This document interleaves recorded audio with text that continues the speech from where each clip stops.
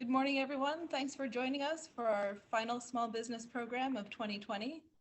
My name is Eleanor Chatterton. I'm a librarian at the St. Louis Public Library, and we are working on more programs for 2021. And I will send you that information as soon as we've got it all set up and ready to register.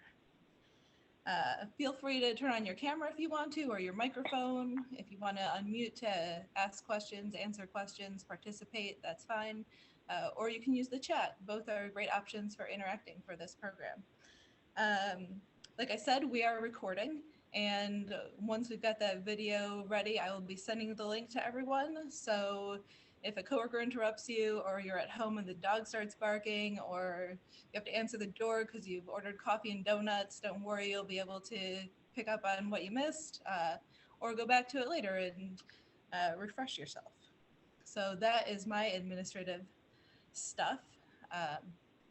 Our presenter today is Amina Abdul Malik, a business counselor at the St. Louis Small Business Development Center. She specializes in startup services and business plan development. And today she will be talking about customer discovery with the business model canvas. So with that, I'll turn it over to you, Amina. Thank you so much, Eleanor, as always. And today we will be discussing something called the Value Proposition Canvas. And this is actually one of my favorite presentations or classes to teach because this can be the foundation of your business's marketing strategy. But before we get started, that was a beautiful introduction from Eleanor. Thank you very much. My name is Amina Abdul Malik, and I am a counselor with the Small Business Development Center. Has anyone heard of the Small Business Development Center before or had any experience with our organization? If so, feel free to post that in the chat if you have. If you have not heard of the Small Business Development Centers, we are a nationwide network of entrepreneur support systems and centers. Our counseling team provides one-on-one counseling support to entrepreneurs like yourselves who are meeting things such as writing a business plan or creating a 5-year growth plan for an existing business. So we help with business registration, marketing, financials, and everything in that business alleyway, so to speak. And if we don't have expertise in that area, we are connected with a lot of the other support organizations around the city and county here in the St. Louis area, such as SCORE, the Women's Business Resource Center, or Grace Hill, as well as the Veterans Business Resource Center and tons of other organizations that we're associated with. So we are here for you as the entrepreneur. Most of our services are at no additional cost to you, which is another great perk. Oh, great, Brittany, you've heard and worked with SBDC, so you have some experience with us. That's excellent. Thank you so much for coming. I'd like to get a little bit of background from the participants here today. And if you wouldn't mind either sharing in the chat, you could also feel free. I'm very, very informal, so feel free to unmute yourselves at any time and let me know your name and also what stage of the business you're in right now. Are you just starting your business, or is it an existing business? And then also, if you'd like to share what brings you to the class today, or what type of information you're trying to get today from the class. That will be great. And as you all type that in the chat, a little bit of background about me. I came from a sales and marketing background. I worked for Samsung briefly doing sales for them, as well as other retail management positions in the past. Then eventually ended up going to get a master's in finance, which led me to the Small Business Development Center, which is the perfect combination of me loving entrepreneurship and also supporting the community. So very, very happy to be here with you all today. So does anyone want to introduce themselves? And if not, no problem. We can come back to this and table this, and hopefully as the presentation goes on, if you all have any questions, you all feel free to also unmute, turn off your camera if you want to. I'm not very shy, so I would love to see you all as well. And we have someone in the chat, which I think is logged in from a mobile device, so I can't see your name, but you're a new nonprofit that's in the beginning stage. Great, great. So the information within the Value Proposition Canvas will be very, very helpful to that type of business where you have to go out and seek interest and get other people to understand the value of what you're doing for the community.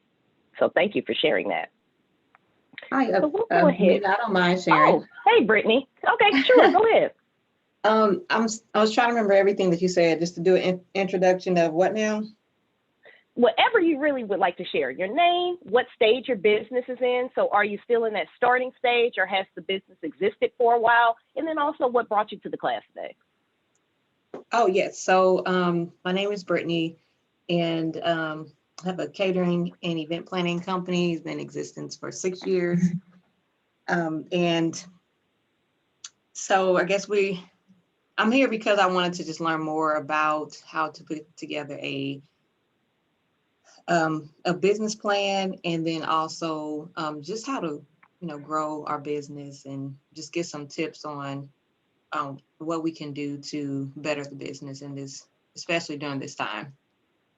Yes, definitely been a challenging time. And I know you've had to adapt and figure out what the trends are going to be for how people want to see each other and communicate and have events now. So this is definitely the perfect time to be strategic planning and kind of assessing where your business is now and where it's going to be in the future as well. So thank you so much for sharing that, Brittany.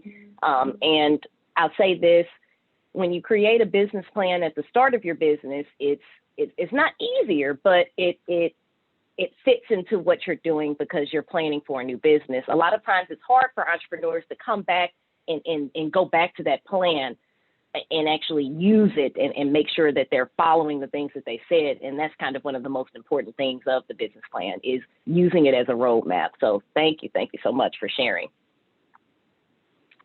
And as I stated today, we'll be discussing the value proposition canvas. I already gave a little bit of information there about the SBDC.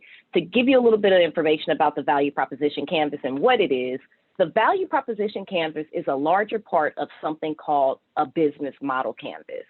The business model canvas is a tool that's used by several Fortune 500 companies. It's used by startups like some of yourselves in the chat, existing companies. And what a business model canvas is a lean business plan. It is a way for you to describe all the important components of your business and how they will flow together and what the synergy is between them in a visually appealing and very precise format, versus the business plan would go on to explain those things within that business model canvas and provide all of that detail and the how behind how you're going to accomplish some of those things within that BMC or business model canvas. So you can, if you hear the word business model canvas, you can think of that as another way to say a lean business plan.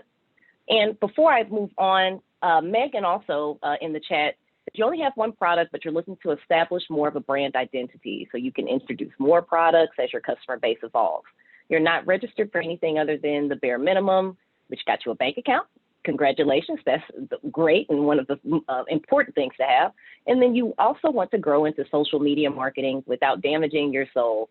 That's always a challenge, doing anything on social media and interacting with the public. So I completely understand that, Megan. Thank you.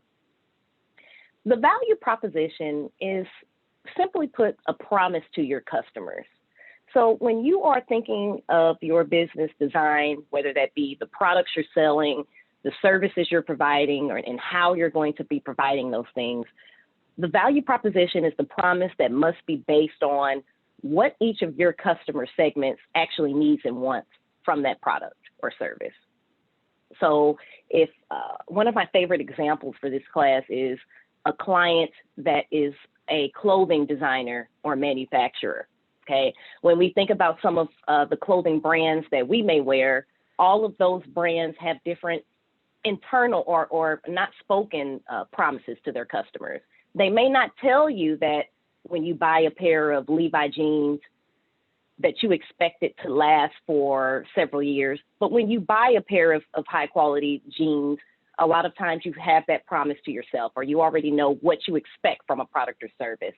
So your value proposition is just that, what your promise is to your customers, and it's also going to be the heart of your marketing strategy. In one of our other classes, we give a lot of statistics on some of the top reasons why startups fail. And 42% of startups actually fail because there is not a sufficient marketplace for their product or service. Sometimes we may think we have a great idea, our friends and family are completely invested in it, but in order for your business to be successful, you have to have a sufficient market or enough people that are going to consistently find value in that product or service. So some of the issues that you will sometimes see with value proposition statements are that sometimes customers do not believe that the problem they have is important enough to be solved. So a customer could realize that they needed a new pair of jeans, but until that pair of jeans is completely ripped, they might not believe that that problem is important enough to solve. Sometimes value propositions don't have a solution that completely meets the customer's expectations. So when you are designing your product and service, you want to make sure that everything involved in that design is based on what your customer segments are going to expect and what they desire from that interaction. Some other issues with customer segment definitions are that the customer segments are actually not defined at all. You don't know who your customers are, or they're poorly defined, and you don't have a good enough idea of what type of people are going to find that consistent value. Sometimes also the customer segments that you may select may be too small, and that means that you won't have enough people consistently to buy to make the revenue that you need to break even. So when you're thinking about a value proposition, there's two main components: the actual value proposition or your promise, and then also the other side, which is your customer segments, and that is the different groups of people that are finding the value in that product or service. So one of the first things I ask my clients when we're talking about marketing is, who is your ideal customer, or who are your customers? And oftentimes before clients, are doing research on their marketing, oftentimes clients will say, and entrepreneurs will say, everyone, or there's so many different types of people that will find value from this, from my business. And I'll tell you this now, it is very, very hard, if not impossible, to target everyone. So it's very, very important in all of your marketing efforts to pick strong and clearly defined customer segments. That way you can more easily understand what your value proposition is going to be for that specific segment.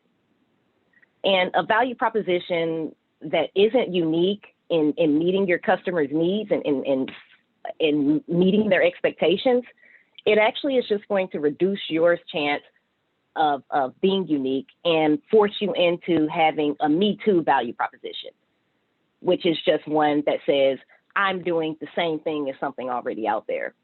That doesn't strengthen your position in the market. So let's talk a little bit about competitive advantage and how that relates to your value proposition. So your value proposition is actually going to be the first component in creating your competitive advantage and your competitive differentiators. So one of the things to think about is this word quality. So quality is a word that is very, very overused in the small business world. And even I overuse it because it's a great blanket term you can use. How many times have you heard a product or service, or even how many times have you all described something as being high quality? I know I have all the time because I like to think that I'm classy and like high quality products when really I'm really cheap. So quality is one of those words that we hear very, very often in small business. And yes, customers deem your services the best solution to their problems based on their perceptions of your quality, the value, and the price. But let's break down the word quality a little bit, okay? When as a consumer, when you're purchasing something, you think about value as what's the greatest amount of something that you can attain for the price that's being asked. So there's actually going to be four major components of quality. The first component of quality is that it is solving the customer's problem. And that first means that the customer actually has a problem that you want to solve. The next component of quality is that the customer must believe that they are going to or getting what's promised to them. The third component of quality is that the customer or your solution to the customer's problem has to be free from any defects. So typically when we think about the word quality, this third component, being free from defects, is usually the response you'll get when you're asked to define quality. But when you think about it, quality is very, very perception based. So all of those first three components of quality are just going to be the table stakes. That's just getting you in the door to the customer. If you aren't solving the customer's problems, if you aren't meeting the customer's expectations, and if that product isn't free from defects, and even if you're a service, being free from defects means having a very, very smooth service timeline with no kinks. All of those are just going to be the bare minimum that you should that your business does in order to market itself.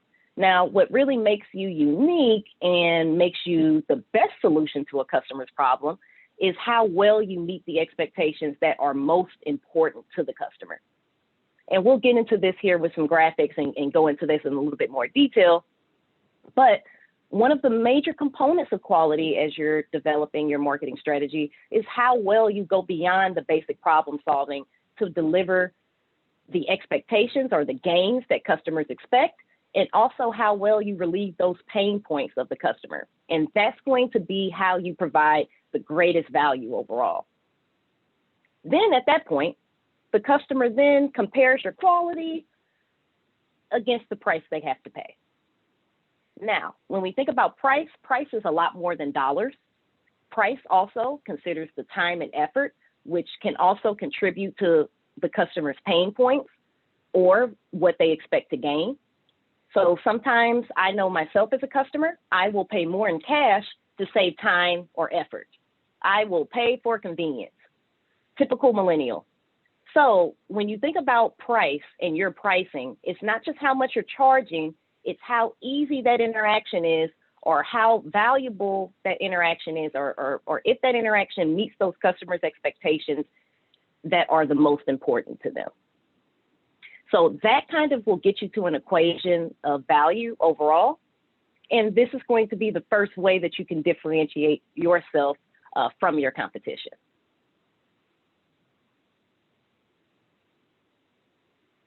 So let's take a little bit of time now that we've kind of thought about the value proposition just a little bit and learned about it. And this program is kind of designed from the perspective that you haven't done a bunch of customer discovery already. And as we kind of discussed in that section, and the first step is to think about your customer segments and who's finding that value.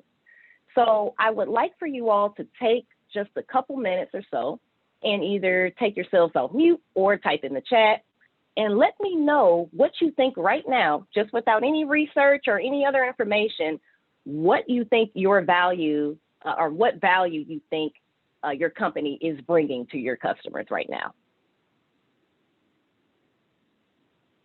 And this will kind of just be your first draft of your value proposition. And we'll talk about this in a little bit also, but each customer segment will have their own value proposition. But for now, just think overall for your company and what that value proposition may be, or what, just simply put, what value are you bringing your customers?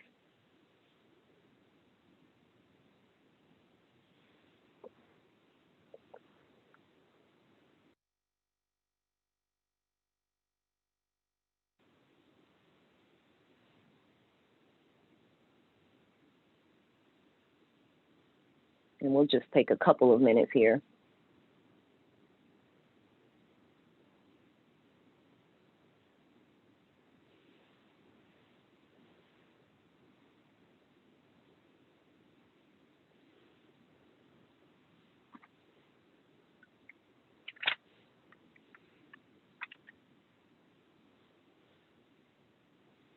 All right, I have someone in the chat. I don't know if I'm pronouncing this correctly. Karen, I'm probably pronouncing that incorrectly, so I apologize, said in the chat, supplying information that will truly help their cats be healthy and well. That sounds amazing, actually. I used to be a cat owner, and then I moved over to dogs, but I still have a lot of love for cats as well. So that whatever your business is, I missed you in the introductions, but that sounds pretty cool. So your value proposition, or what the value you think you're ultimately providing, because we do want to keep this on somewhat of a macro level right now, is that supplying information to those cat owners that's truly going to help those cats live healthy and enriched lives. Anybody else want to share before we move on?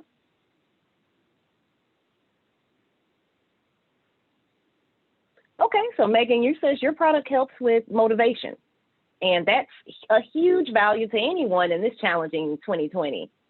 So your product is a book that helps people justify self-care with spiritual arguments. Philosophy also sounds like something up my alley. Oh, Cherie, got it. Thank you.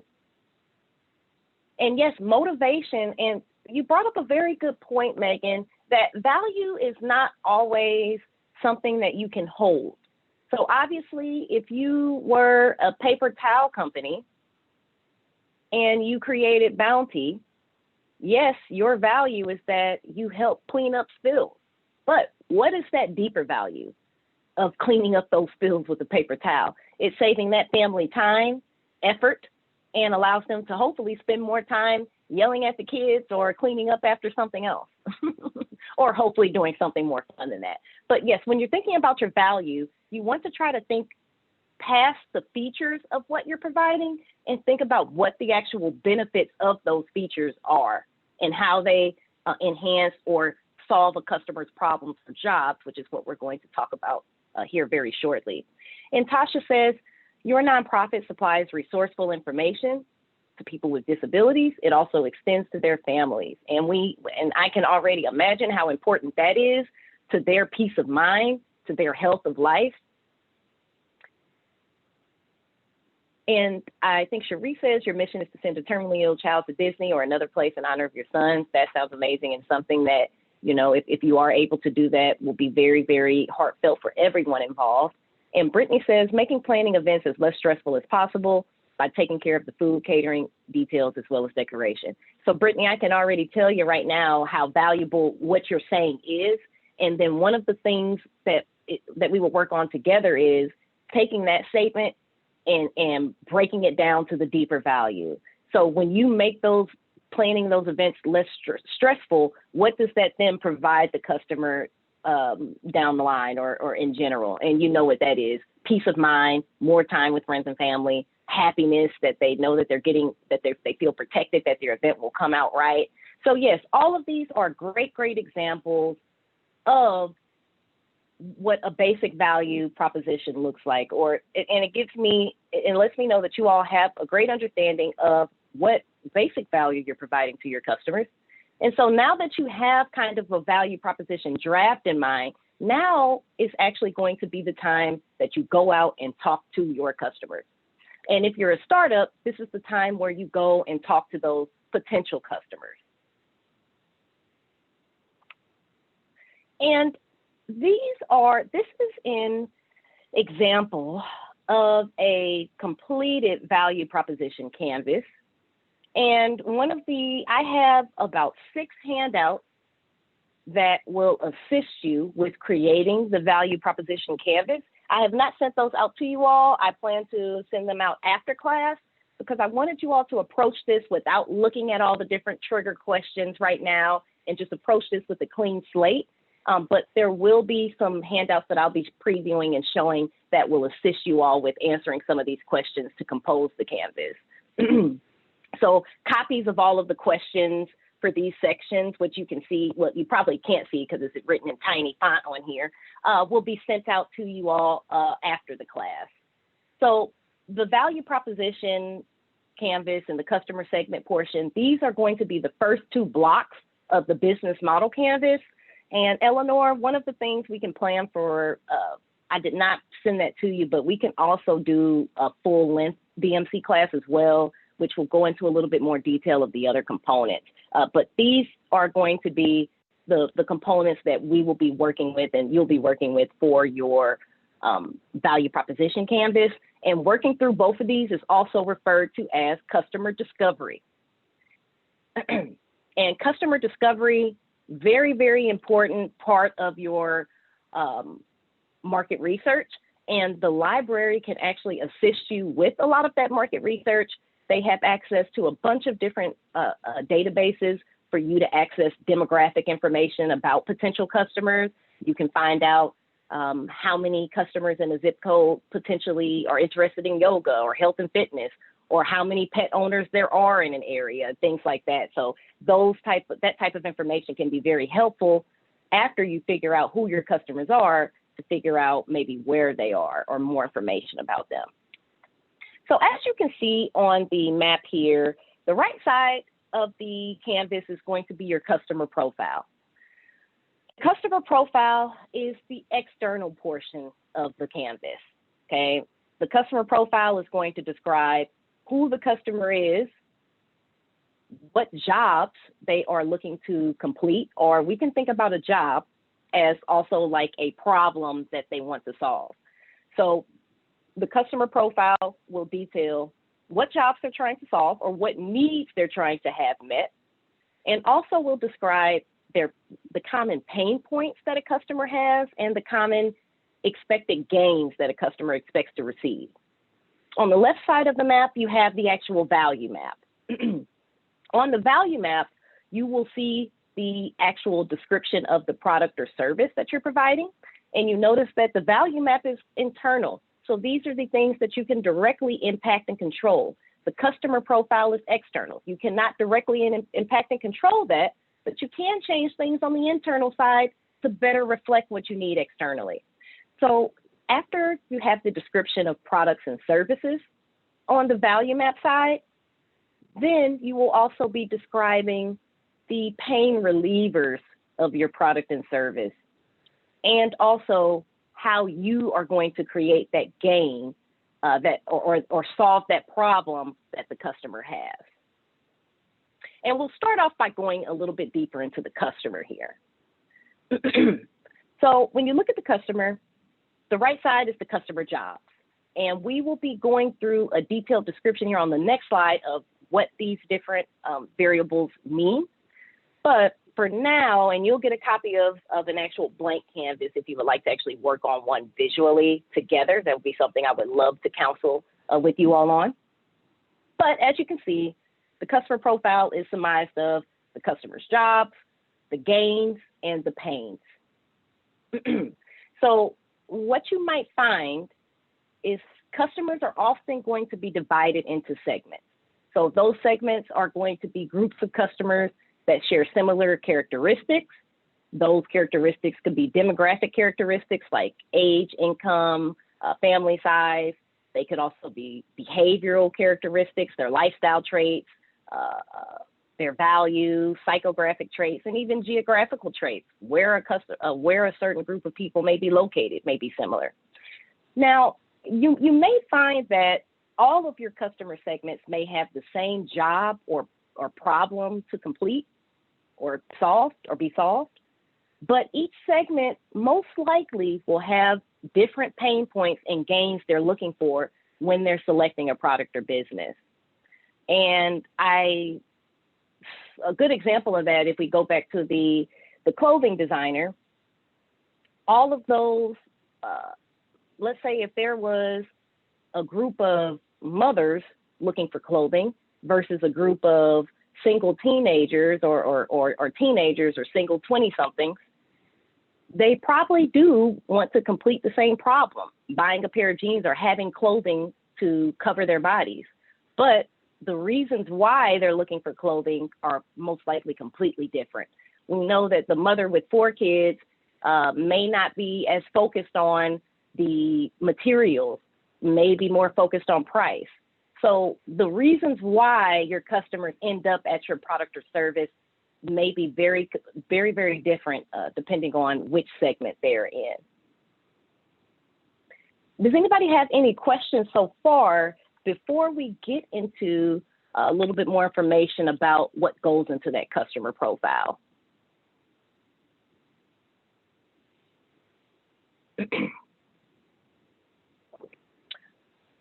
All righty, and if anyone has a question, of course, they can throw it in the chat or unmute themselves at any time. So a customer job. A job describes the things that your customers are trying to accomplish in their work or in their life. A job isn't just them going to work, obviously. We're not talking about that type of job. A job in this case can be a task that a customer is trying to complete, a problem they are trying to solve, or even a need or want that they would like to satisfy. Jobs, there's different types of jobs. Some of them are functional, some of them are social jobs. You know, if you were a clothing designer, your customers may be looking for clothing that make them feel good about themselves. So there's also personal and emotional jobs that your customers need to get completed. So when you're thinking about jobs, they're not just going to be task oriented or directly related to always completing a tangible task, but a job could be a way or a need or a way a customer may need to feel or want to feel, okay? So there are also emotional jobs. To understand jobs a little bit better, repeatedly ask yourself why, how, and how important. So why are your customers interacting with this product or service? How do they typically interact with it? And how important is this interaction to them? Now, the next major component of the customer profile is pain. And we can also think of this as pain points. So we know as consumers, when we're interacting with a product and service, sometimes mistakes happen or bad customer service happens, or you receive a product and something's wrong. Your pain points are things that annoy customers before they're completing the job that may make them stay away from even trying to complete that job. There are also things that annoy customers during and after the completion of a job, or it may even prevent them from getting a job done. So in order to understand pain, or in order to relieve pain, which you must do, you have to relieve the pain points that are most important to your customers. If not, you won't be competitive. But in order to relieve pain in the best way for customers, it's very, very important to focus on the specifics, okay? So going back to my example, and I'm going back to this example because I've actually was working with the client on a value proposition recently, and so it's fresh in my mind, everything that we were working on. The client designed that clothing, and so when you're thinking about describing pain, you want to get into a little bit more detail. So one of the common pain points he told me customers face when working with the custom designer is that the time it takes and also the professionalism. He says that sometimes clients will say they order a shirt from someone, they don't hear anything for months and months, or they feel like the designer lacked professionalism. So if you describe a pain as something taking too long for customers, try to describe and ask customers, how long will they wait? So instead of just saying, I know one of the common pain points is time or this interaction taking too long for customers, think about how long that time is and try to get into a little bit more detail in how you describe those common pain points. And that will enable you as the business owner to judge the severity of that pain point and then even and design a better solution for that. So just like with jobs, you have to understand the severity of the pain so that you can focus on what's the most severe and the most important to your customers. So to fully understand pain, also repeatedly ask yourself why, how much pain is there, and how important is that pain point to the customer. And then lastly, the last part, and then Brittany, I see you raised your hand. Go ahead. I'm sorry, I had a question. No, go ahead. Yes, please. So in reference to pain, I'm trying to make sure I'm understanding. So I know that it's things that could annoy a customer that can prevent them from completing a task. So let's say, for example, if we go into specifics, a pain that someone can have is the time and effort it takes to, let's say, plan an actual event. Is that a good example? Yes, that's a great example. Okay. So your pains can be things like that. We know that that's a pain. You can also try to think of pains in the perspective of your industry and not necessarily or your competition, excuse me. Mm-hmm. So there's two ways to think about pains. The first way is how you're doing it, which is when potential customers of mine are planning events, what are the common pain points they face? Whether that be if they're planning them themselves, whether if I'm planning it, whoever. What are the common pain points just in terms of event planning as a whole?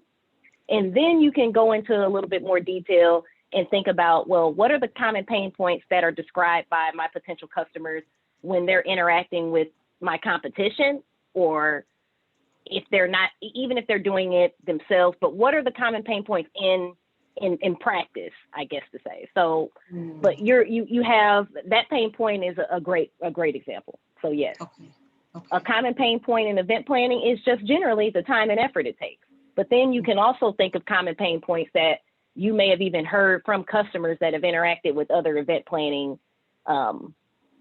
businesses before. Mm-hmm. Okay, thank you. And both of those will be good. Okay, perfect. Thank you. No problem. Any other questions about the jobs and pains so far?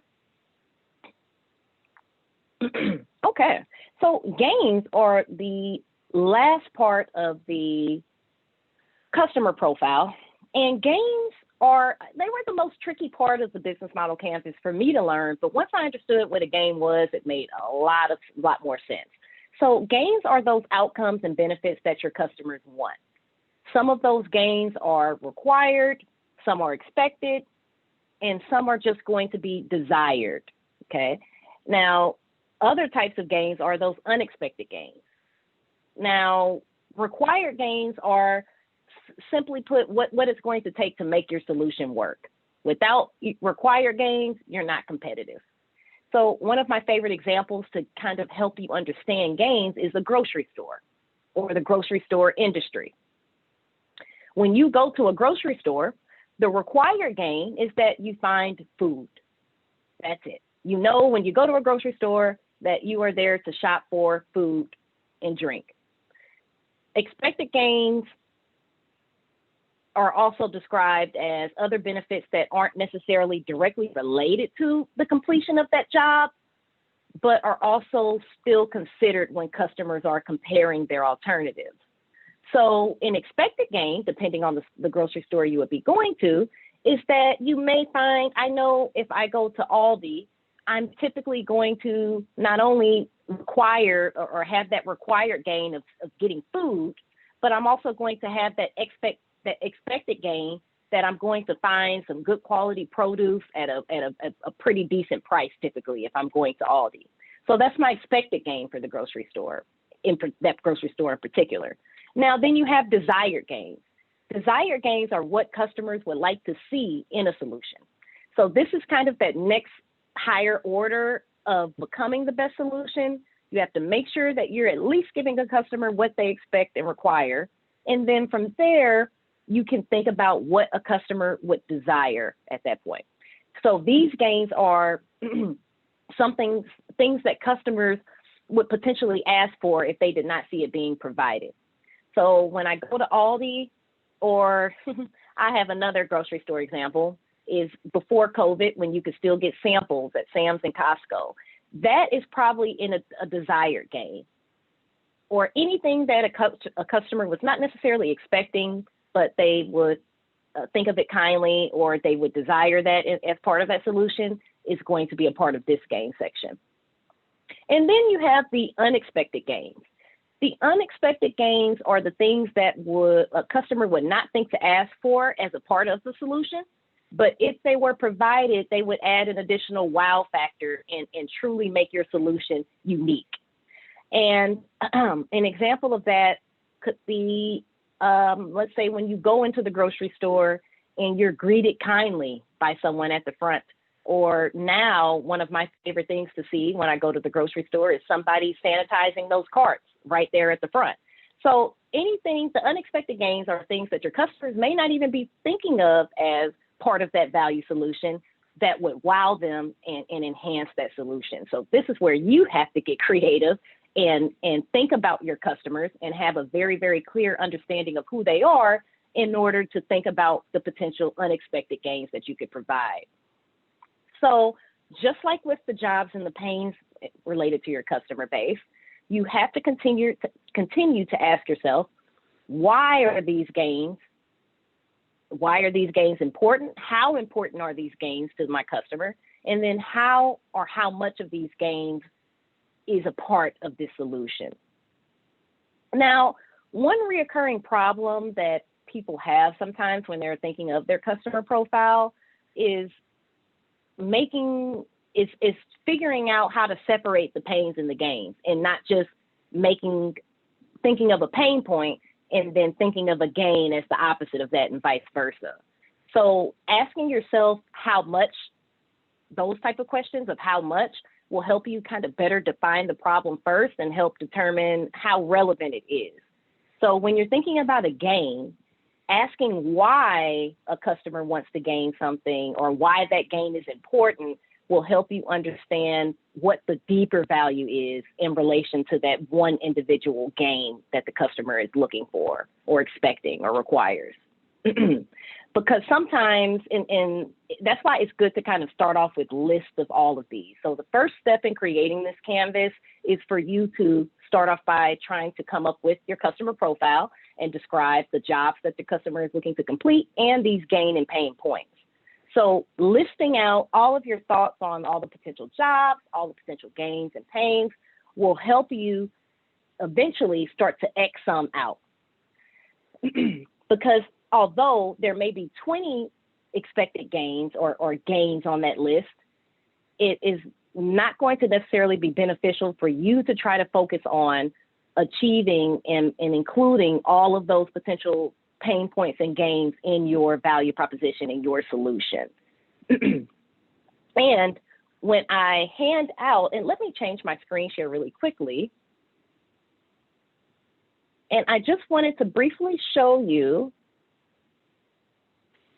are you all able to see what should be a blank value proposition canvas on the screen now? Great. Thank you. So these are some of the handouts that you'll be receiving that should assist with coming up with this customer profile. So we have some trigger questions here that you will ask yourself about your business. And these questions will be very, very helpful to help you kind of figure out what jobs your customers are looking to fulfill in relation to your product or service. So I will be sending those out, but when we're thinking about coming up with customer gains, you're going to ask yourself questions like, what quality levels do your customers expect? What do they wish they had more or less of? How do current value propositions delight your customers? Which specific features do they currently enjoy? What performance and quality do they expect? So these questions will help you get into the mind frame of understanding the deeper level of value for your product and service, and will help you come up with that customer profile as well. And notice here at the bottom, one thing I also didn't mention is, just like the jobs that your customers are looking to complete, gains are not always tangible. Gains can include social gains, positive emotions, as well as those tangible things like cost savings. Now that we have an understanding of how to come up with your customer segment, now we can begin to understand and determine how your proposed product or service actually reduces the pain, provides gain, and also ultimately solves the problem or completes the job. And just like I showed on that blank value canvas a few slides back, you have your product and services on the left of your value map, and then your gain creators and pain relievers at the top. So now is the time for you to answer those questions and figure out how you're going to relieve everything on the right side of your canvas there. So on the value map, similar to the customer segments section, you have the product and services component. So the product or service section is just going to describe what you have, what it does, and how it works, simply put. It also must relate, when your description of the products and services in this section, it should relate to how your product is going to allow your customers to solve those jobs that you spoke about or the problems that you identified in the customer discovery section. So obviously, you want your description of products and services on this side to match up with the jobs that you described on the other side there. So the value map is going to depict all those product functions and what it essentially does in order to successfully complete the job. So these are sometimes called features. Now, your pain relievers are going to help you describe what or how you will eliminate or reduce those specific customer pains. So your pain relievers are going to describe, simply put, how you're delivering value by eliminating or mitigating, because a lot of times you can't completely eliminate a pain point, but you can potentially minimize it as well. The issues that customers have, the irritations they have while they're completing a job or before and after. Now, the gain creators are going to help you describe how your product addresses those gains that you identified during your customer discovery. And those are going to include all of those required, expected, desired, and unexpected gains that you have. Now, the gain creators are going to be the positive aspects that result from using that product or service. And you want to make sure that you have some type of unexpected gain creators within your value proposition. Because as we stated before, if you're only providing those required and expected gains, you're not going to be best able to compete with those that have more of a comprehensive value proposition. So value is increased value is going to be increased as pains are decreased and as gains are obtained and increased during the completion of a job. So what your product actually, or service, what that product or service actually creates or relieves is going to be your value proposition's promise to your customer. And so that's why we're going to take a look at a completed value proposition here on the next slide. And you'll see that there are going to be, when you first start off, a large list of potential pains and gains that your product or your customers face. However, it's very, very highly unlikely that your product can address every one of them. And the best value propositions are not going to try to address every one of those pains and gains, but they're going to take that list of pains and gains and figure out what are the most critical for your customers. Then you pinpoint those pains and gains and make sure that you are providing solutions to those very, very well. Typically, that's how you're going to assert yourself versus trying to take a list of 20 different pain points and solve each one at the same time. So let's take a look actually at an example here of a completed value proposition canvas. And so this canvas was completed for a taxi smartphone app. So something like Uber or Lyft. And in fact, I'll tell you that Strategizer, the company who created the business model canvas, Uber does have a completed business model canvas that I could share with you all also. So as I stated, the BMC is used by a lot of large companies. But as you can see, on the right side of the customer profile, a person using a taxi smartphone app is typically looking to call a taxi. They're trying to find a taxi, and these are all the jobs that they're looking to complete or problems they're looking to solve. They're looking to give directions and pay. Okay, so what are the common pain points for someone looking to do all of those jobs? So that's kind of the perspective you want to take. Once you've figured out the customer jobs, then start to think about what are the common pain points a customer faces when trying to complete those jobs. So we know, and I have experience with this back when taxis were still popular before we had, Uber and Lyft, waiting a long time for a ride. Also being overcharged by the taxi, competing with other customers and having to flag one down. And I know that's old school, but that definitely was a thing. Or unsafe driving. So all of those are the pain points that they have evaluated or have come up with for their customers.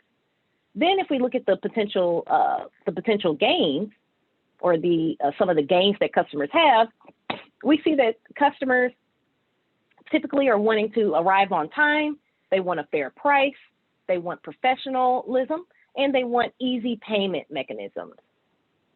Now that takes us over to the left side of the canvas.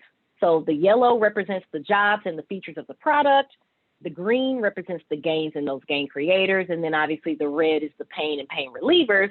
But if we look over at the left side, they have come up with some pain relievers down here. And those pain relievers include instant booking. They include having an assigned driver, a cost system, and no cash. The potential gains and gain creators that they have listed at the top include their customers being able to save time, having access to professional drivers, a rating system, and a visual map. So those are the gain creators that they came up with potentially for their product and service. Now, it's going to be very, very hard for this company to focus on relieving all 8 of these different pain points, all 4 of these different pain points and all 4 of these different expectations of gain that a customer has. So I'm going to show you on the next slide kind of how you take that preliminary list and narrow it down. But remember first that customers that are making purchasing decisions based on value is going to be based on the quality of your product minus the cost. So what you're looking to do when you're creating a value proposition canvas is find the best fit between your product and service and your customer segment. And that's going to kind of be the match between that sweet spot between your promise to your customers or your value proposition and them and reaching them yourself. If your customer does not have the problem you're solving or doesn't think that problem is important enough to solve, they're not going to believe what you tell them. They're not going to think that your product works. And they're not going to be interested in even giving that product or service a try. And Brittany asked, is the customer profile on the value map done first? Yes. So your first step is to go ahead and complete the customer profile section, because you can't really describe how you're going to solve those problems and find value if you don't know everything about the segments first. So you focus on the customer profile first, and then you go over to how your promise to them and that value proposition.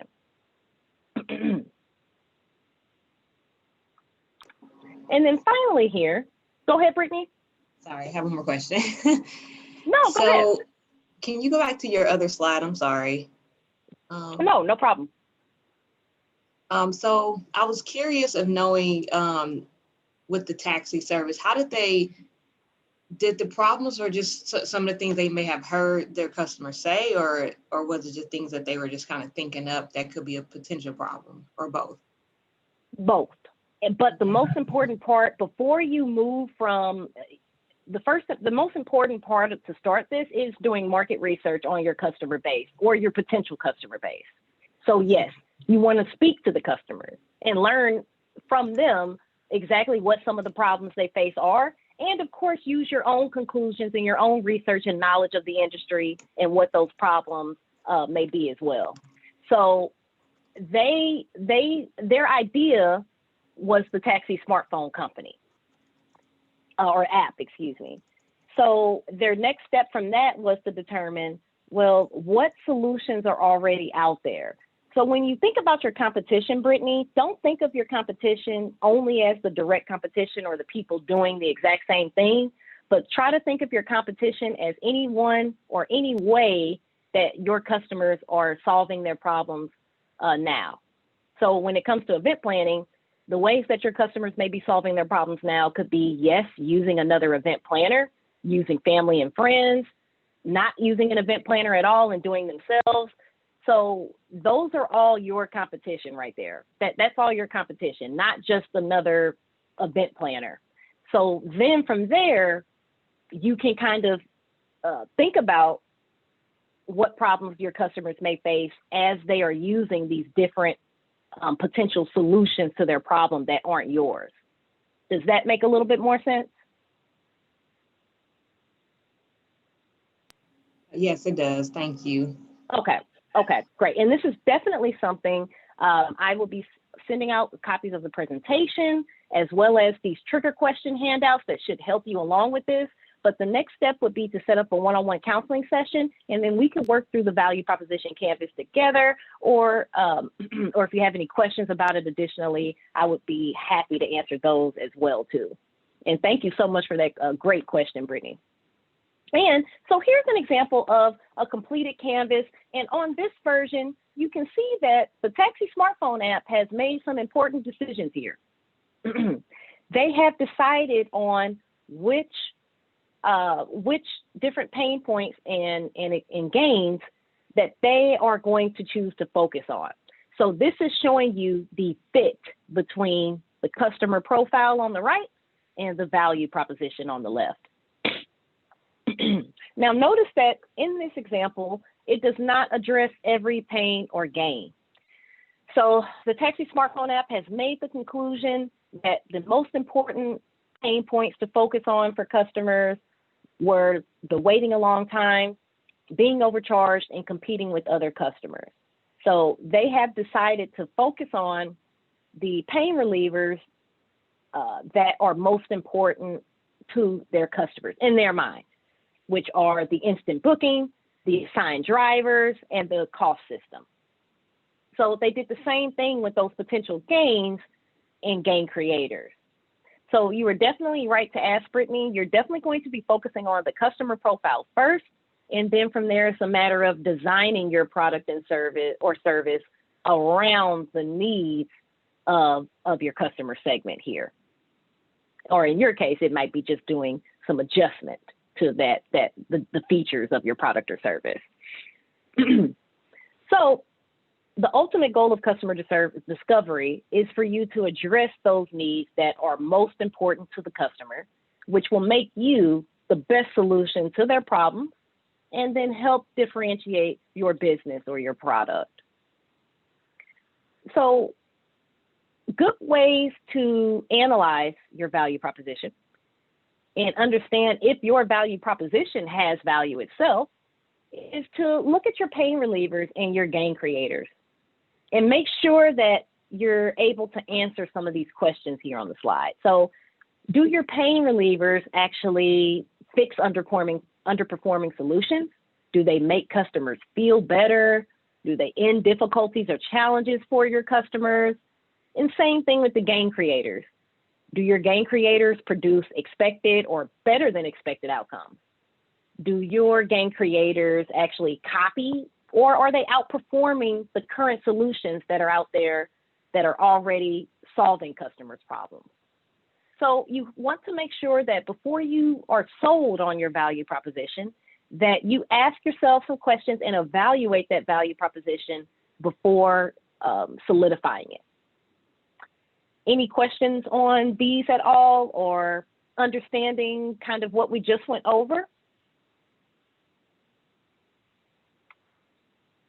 And as we wrap it up for today, just going over a few of the common mistakes of the value propositions that we oftentimes see as counselors. Oftentimes, we'll see the confusion of or the mixing up of features with value. Okay, so don't confuse a feature of your product or service as value. A feature is something that enables the delivery of value. So if, let's say, for instance, and Brittany, I'm using your example because it's the one that's most embedded in my head now, but let's say a feature of your event planning business is virtual payment, or you allow your customers to pay on your website versus having to meet up every time that the next deposit is due, or whatever, however that typically works. So that's the feature. So instead of the value of that feature, of the value of that online payment system, is that it allows your customers more time and freedom and peace of mind. So don't confuse the features of your product or service with the actual value that those features provide. And that is important in just your marketing as a whole, and also how you speak about your business. So a feature that is not relieving pain or providing a gain is not going to be valuable to you. If your value proposition is not specific enough, it will not be as impactful enough to help you with your strategy. And you cannot mistake technical improvement for value. Technical improvement or technology is also one of those things that just enables the creation of value. So make sure you're not confusing technology or using technology as value. And then also make sure that your value proposition for your business is not only for one segment. And make sure that your value proposition can be applicable to your entire business. And finally, you have to make sure that there is enough customers that care. So if you come up with a value proposition or promise to your customers, and you think about it and only think that there will maybe be 50 people that will be interested in that, it's probably not going to be a viable market or a viable value proposition for that market. So these are just some common mistakes, but typically as you work through the value proposition, it gets stronger and stronger. And then ultimately the value proposition will go right into this larger business model canvas, which is the first step here in creating your lean business plan. And some of the best uses for the business model canvas really quickly are to better understand your existing customers so that you can get a clear understanding of how best to serve the different segments you already have. The value proposition can also be used in your business or product development to help you understand who's going to have the most value or how to provide value for a new product or service. And you can always use your business model canvas and your value proposition canvas as a working model to continue to enhance or increase the strategy of your business. And in summary, this is just going to be the first step of your marketing strategy. But if you complete a strong value proposition canvas, it can be the foundation of your entire marketing strategy for your business. Because if you understand who you're selling to and the value that you are providing them, it makes it a lot easier for you to go out and actually do that activity. So customer discovery is going to be very, very critical for your success. And without it, your plan is just going to be based on a lot of wishing and hoping. So the more you understand about your customers and your ultimate value, the easier it is to be successful. And that is actually going to be all I have for you all today. And are there any questions at all?